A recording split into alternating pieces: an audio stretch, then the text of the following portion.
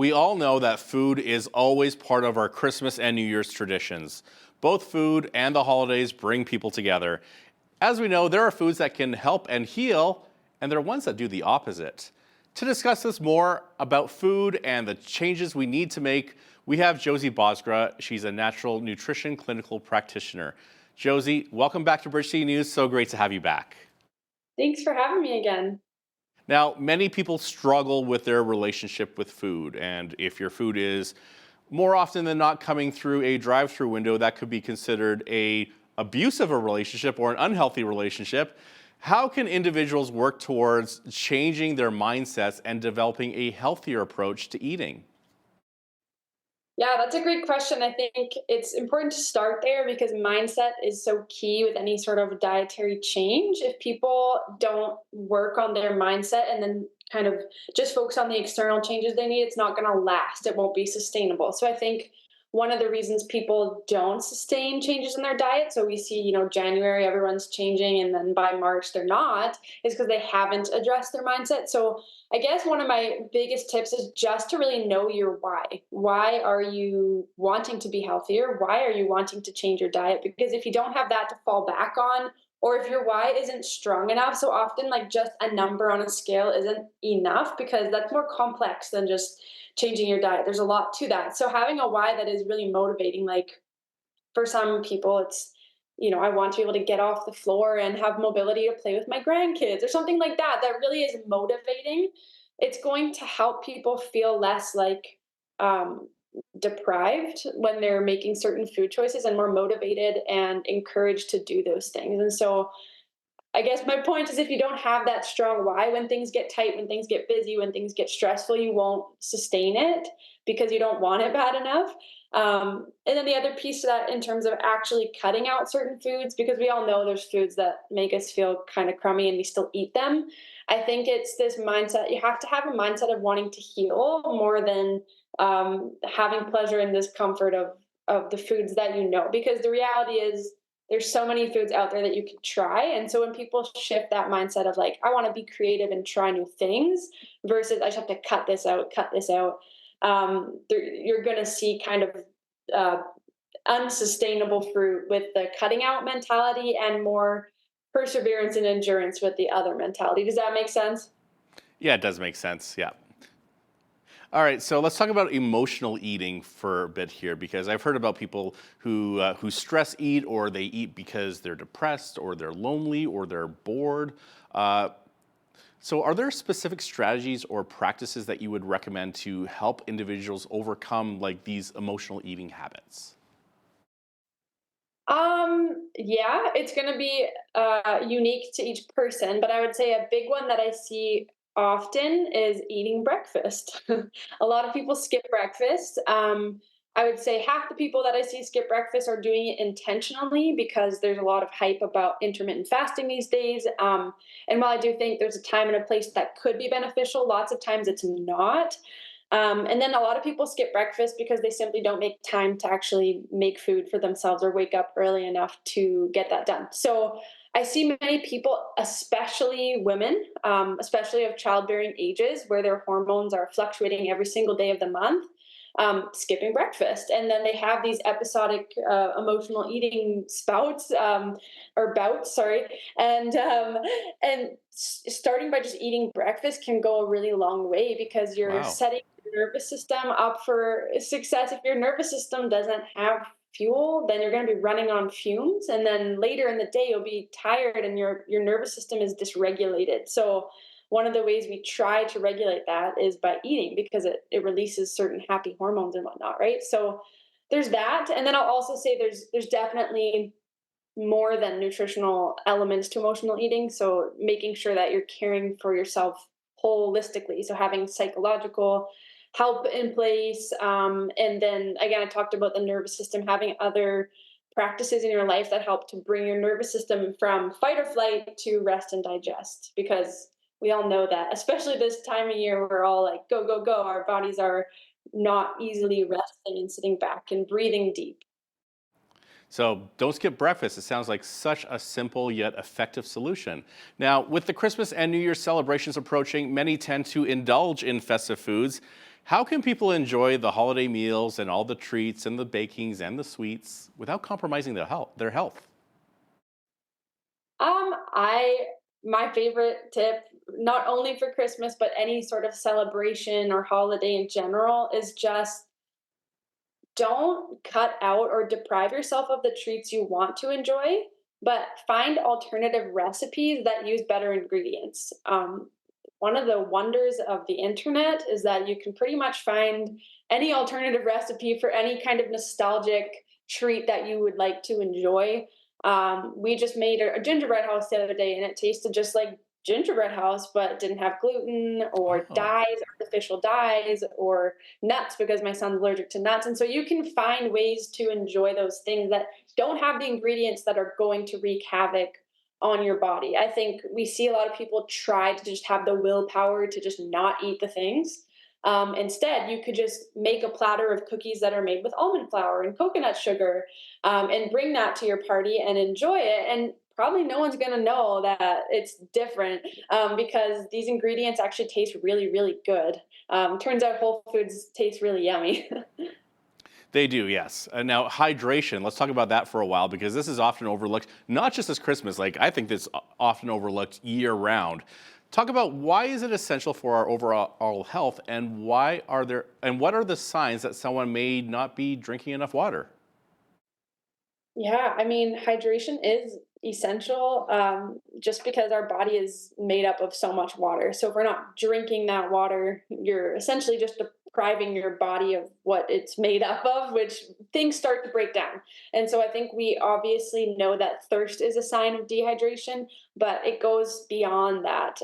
Like fatigue is, I mean, how many of us struggle with fatigue? I think so many people feel tired all the time, and I'm not saying hydration or dehydration is the only reason for it, but it is a really big one. If you're not getting enough water, things in your body slow down. There's cellular processes that can't fully be carried out, without being hydrated. So fatigue is one, even like weight gain, things like that. Because if you're not drinking enough water, your detoxification system in your body isn't going to be able to like flush toxins out. So then you hang on to things. You also hang on to water when you're not drinking enough because it's like a survival mechanism for your body. Another part of this conversation is also electrolyte balance. And so many people struggle to maintain electrolyte balance. And we think of this, I guess, with athletes or if someone's running a marathon, it's like, okay, drink Powerade, which I don't recommend, by the way. Good source for electrolytes, but has terrible other ingredients in there.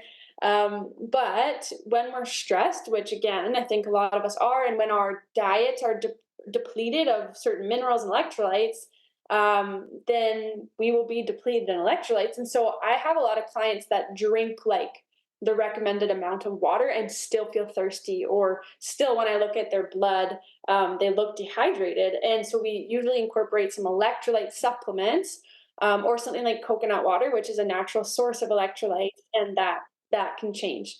The other thing is, I think we've been brainwashed a little bit to think that salt is bad, and so a lot of us avoid salt when really that's what our body needs. So another way you can do that hydration is put some sea salt in your mouth, on your tongue, before drinking your water, and then it'll actually be absorbed better by your cells themselves. Ah, I just learned something new there.